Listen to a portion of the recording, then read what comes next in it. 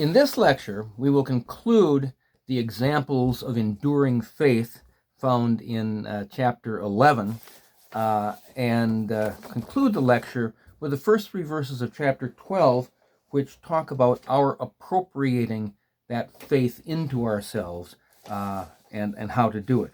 So, beginning in chapter 11, verse 32, it says this, "And what more shall I say?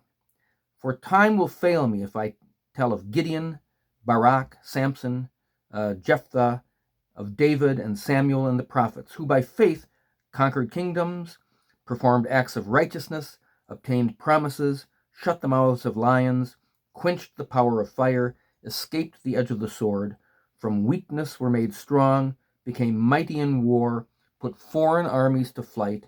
Women received back their dead by resurrection, and others were tortured, not accepting their release, so that they might obtain a better resurrection. And others experienced mockings and scourgings, yes, also chains and imprisonment. They were stoned, they were sawn in two, they were tempted, they were put to death with the sword, they went about in sheepskins, in goatskins, being destitute, afflicted, ill-treated, men of whom the world is not worthy, wandering in deserts and mountains and caves and holes in the ground. And all these, having gained approval through their faith, did not receive what was promised, because God had provided something better for us, so that apart from us, they would not be made perfect." Now, these verses, in verses beginning in verse 32, this section here, verses 32 through 38, it names 6 individuals and a reference to the prophets. And then it goes on to list several unnamed groups of people, all of whom manifested faith, often in the face of terrible hardship. Now, Gideon, Barak, Samson, and Jephthah were all judges, or in the case of Barak, associated with a judge, Deborah. Gideon and Jephthah are each introduced as a valiant warrior in Judges chapter 6, as well as Judges chapter 11. In both cases, their relative insignificance is emphasized. Gideon was the youngest son of his family, which he said is the least in Manasseh.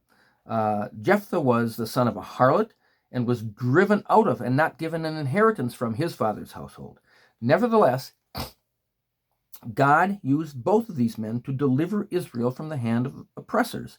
And that, again, is one of the marks of faith. It's not based on worldly riches or power. Instead, as 1 Corinthians 1 says, God has chosen the foolish things of the world to shame the wise, and God has chosen the weak things of the world to shame the things which are strong, and the base things of the world and the despised God has chosen, the things that are not, so that he may nullify the things that are, so that no man may boast of God. Now, I need to say something particularly about Jephthah. As you may recall, he made a vow in Judges chapter 11, and it says, Jephthah made a vow to the Lord and said, "If you will indeed give the sons of Ammon into my hand, then it shall be that whatever comes out of the doors of my house to meet me, when I return in peace from the sons of Ammon, it shall be the Lord's, and I will offer it up as a burnt offering." Now, many people think that this resulted in Jephthah's offering his daughter, who was the first to come out of his house, as a burnt offering, but that cannot be the case. First, nowhere does it say that God condemned Jephthah's vow or his actions, and it seems virtually impossible to believe that God would not condemn Jephthah if he, in fact, sacrificed his own daughter as a burnt offering, because human sacrifice was routinely condemned in the Bible, because that is what was done by pagan idolaters. Second, the word "and" in the last clause of the vow, when it says, if you will give to me the sons of Ammon into my hand, then it shall be that whatever comes out of the door of my house to meet me when I return in peace from the sons of Ammon, it shall be the Lord's, and I will offer it up a burnt offering. Now, grammatically, that word can and should be translated as or. Third, Judges 11, verses 37 to 39 say this. She, the daughter, said to her father, let this thing be done for me. Let me alone for 2 months, that I may go to the mountains and weep because of my virginity, I and my companions. Then he said, go. So he sent her away for 2 months, and she left with her companions and wept on the mountains because of her virginity. At the end of 2 months she returned to her father, who did to her according to the vow which he had made, and she had no relations with a man. Now, all of this has nothing to do with human sacrifice. Instead, it relates to the first part of the vow, to dedicate whatever first came out of Jephthah's house to the Lord. In other words, Jephthah dedicated his daughter to the Lord, which included her living a life of perpetual virginity. Okay? Now, Barak, back here in Hebrews 11, Barak and Samson are listed out of their chronological order, and thus they are brought together. The reason appears to be that both Barak and Samson were associated with women. Barak was associated with Deborah, and who began his mission of defeating the Canaanites, and with Jael, who completed the mission. Women were part of God's plan because the Canaanites had been exploiting women when they were oppressing Israel, according to Judges 5. Samson was betrayed by his wife and by Delilah, both of whom were Philistines. Now, those betrayals were part of God's plan to use Samson to defeat the Philistines who had been oppressing Israel. Now, the next group of people specifically mentioned by name in Hebrews 11:32 is David, Samuel, and the prophets. Now, they are connected in that David was both a king and a prophet, and Samuel was last of the judges and also was a prophet.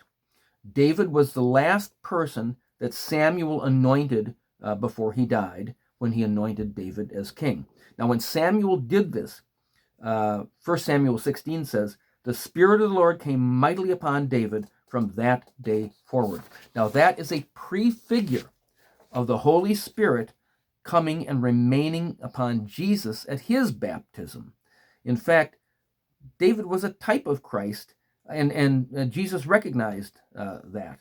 When Jesus' disciples picked heads of grain on the Sabbath, they were accused by the Pharisees of breaking the Sabbath, and Jesus cited 1 Samuel 21, where David and his followers ate the consecrated bread of the presence, and Jesus was making the messianic claim that basically a greater than David is here. And so, furthermore, of course, in a number of Old Testament statements speak of God's raising David up again as the promised Messiah and king. Now, this does not mean that David would be reincarnated as a king again. Instead, the Messiah was to come through David's line and fulfill everything that had been promised. And the New Testament clearly shows that Jesus Christ fulfills the Israelite expectations of being the promised Davidic Messiah. Now, following this, 10 positive and victorious characteristics of faith are listed in verses 33 through 35. Here's what those verses say again. Who by faith conquered kingdoms, performed acts of righteousness, obtained promises, shut the mouths of lions, quenched the power of fire, escaped the edge of the sword, from weakness were made strong, became mighty in war, put foreign armies to flight. Women received back their dead by resurrection. Now, these examples of faith were not limited to David and Samuel and the prophets, but were performed by many people of faith. When it talks about shut the mouths of lions, obviously one thinks of Daniel. But the primary issue in this entire chapter, remember, is examples of enduring faith. And consequently, when verse 33 says that by faith they conquered kingdoms, although most people probably think of, in military terms, the word conquered is not the word for fighting with weapons as soldiers in war, but is the word for contending or wrestling as athletes do in the arenas. And it implies entering into successful conflict with kings or kingdoms, not with weapons or material things, but with the moral weapons and the faith in upholding spiritual truth. And similarly, when it says from weakness they were made strong in verse 34, that has to do with spiritual, not physical strength. The phrase in verse 34, from weakness were made strong, reflects what God told Paul in 2 Corinthians 12, verse 9. My grace is sufficient for you, for power is perfected in weakness. Now, the fact that some, in verse 34, escaped the edge of the sword does not show their superior faith over those brethren who were put to death by the sword in verse 37, because of their faith. Instead, it shows God's grace. Now, after these positive, enduring examples of faith, there are multiple examples of faith resulting in persecution. For example, beginning in verse 35b, it says, others were tortured, not accepting their release, so that they might obtain a better resurrection. And others experienced mockings and scourgings, yes, also chains and imprisonment. They were stoned, they were sawn in two, they were tempted, they were put to death with the sword. They went about in sheepskins, in goatskins, being destitute, afflicted, ill-treated, men of whom the world was not worthy, wandering in deserts and mountains and caves and holes in the ground. Now, although verse 35b is translated, and others, the Greek actually reads, but others. In other words, it is distinguishing and contrasting those who conquered and prevailed because of their faith and those who suffered and were overcome and yet remained faithful in spite of their suffering. Indeed, they suffered because of their faith, just like Christ's disciples all suffered because of their faith. And it might seem strange that verse 37 includes that they were tempted after talking about people who remained faithful despite being stoned and sawn in two.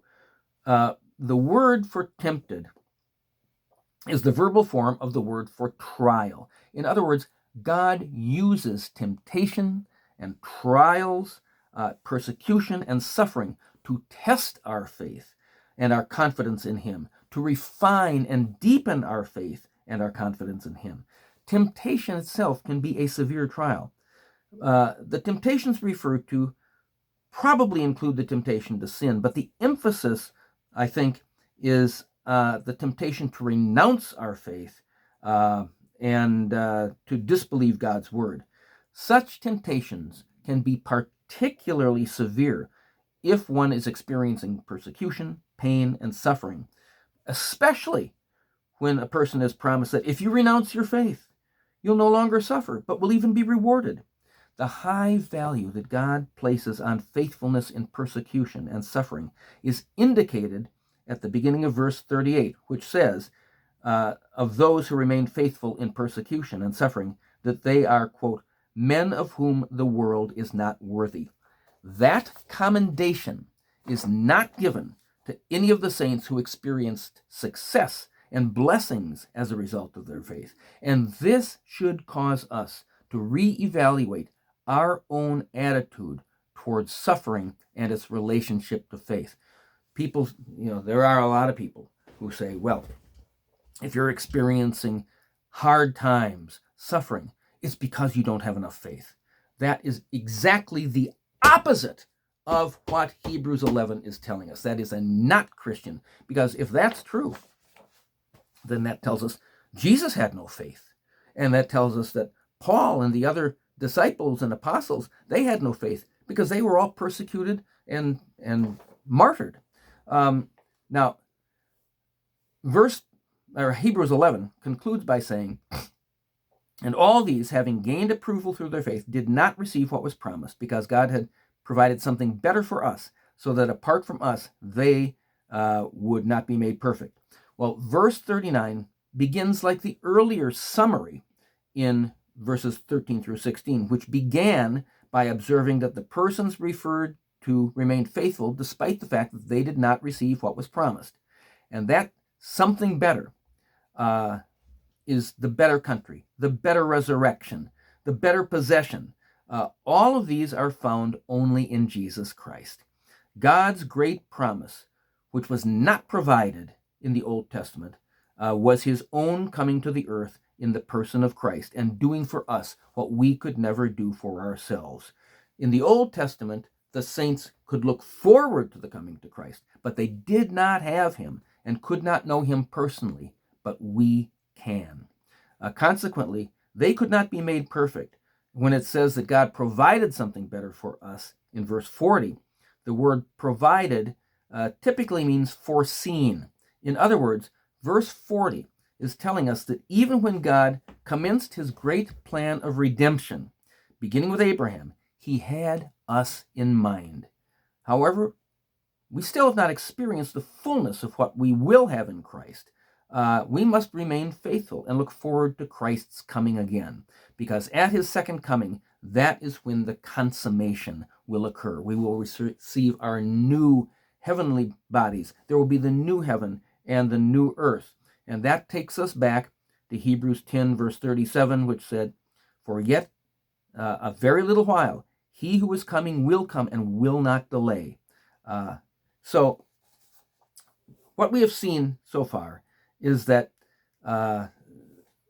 these examples of faith should be strong motivators for us in our lives to remain faithful, to not shrink back, and to look, number one, to what we have in Christ already. We've already come to the heavenly Jerusalem. He has already raised us up in him and seated us with him in the heavenly places. He will never leave us or forsake us.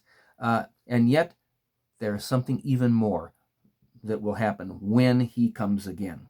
And that leads us to the beginning of chapter 12. The first 3 verses of chapter 12 say this: "Therefore, since we have so great a cloud of witnesses surrounding us, let us also lay aside every encumbrance and the sin which so easily entangles us, and let us run with endurance the race that is set before us, fixing our eyes on Jesus, the author and perfecter of faith, who for the joy set before him endured the cross, despising the shame, and has sat down at the right hand of the throne of God. For consider him who has endured such hostility by sinners against himself, so that you will not grow weary and lose heart." The word "therefore" that begins chapter 12, verse 1, shows how chapter 12 flows from and is connected to chapter 10, verses 32 through 39, and chapter 11. Remember, in chapter 10, verses 32 through 39, the readers were exhorted to remember their former days of enduring faith and not to shrink back. Chapter 11 then defined what true faith is and described what true faith is and gave us multiple examples of enduring faith of the Old Testament saints. The last, persevering to the death, many experiencing horrible persecutions. Well, now in these verses, the beginning of chapter 12 is exhorting us, in light of the examples of enduring faith of these saints that we've just talked about in chapter 11, to press on in enduring faith ourselves. But the primary basis for our enduring faith is not the faith of others. It's not these examples, but it is the example of Jesus Christ, the ultimately faithful one. Now, we are surrounded by a great cloud of witnesses. The people that he has been talking about in chapter 11, plus all the other great saints who have gone before us. Now, the image here is not primarily that they are watching or witnessing us as if they were in a stadium, spectators in a stadium. Now, that image may be in view, since verse 1 says that we are running a race, and as if we were participants in an athletic contest. But the word for witness is martyron, from which we get the word martyrs. So the emphasis is on there, the great cloud of witnesses, having been faithful witnesses on behalf of Jesus Christ. Their faithful witness is an example for us and should be an inspiration to us. But verse 2 says, our eyes need to be fixed not on the great cloud of witnesses, but on Jesus. He is the ultimate faithful witness. He gave us our faith, according to Ephesians 2:8-9. He will bring us to completion, according to Philippians 1:6. If we keep Jesus, who he is, what he has done, what he is continuing to do, and what he will do when he comes again, if we keep that in the forefront of our minds, and we draw on him through his Spirit and his word, we will be able to faithfully endure to the end. Now, verse 2, when it says, and he has sat down at the right hand of the throne of God, that alludes back to Psalm 110, verse 1. As we fix our eyes on Jesus, it is important for us to remember that he is at the right hand of the throne of God, because, as Hebrews 7:25 told us, therefore he is also able to save forever those who draw near to God through him, since he always lives to make intercession for them. Verse 2 is showing us that Jesus, the Jesus humiliated, crucified, is our supreme example of perseverance and endurance. But the Jesus enthroned at the right hand of God is our supreme guarantor of our eventual glorification. Now, this passage, chapter 12, verses 1-3, is designed to be a practical exhortation and admonition as we go through the race of life. Verse 1 reminded us, we are in fact running the race set before us. God has set that race before us. We are his workmanship, created for good works, which he prepared beforehand that we should walk in them. We have to run with endurance, as the examples in chapter 11, whose faith endured, showed us. In order to run with endurance, we have to lay aside, it says, we have to lay aside every encumbrance and the sin which so easily entangles us.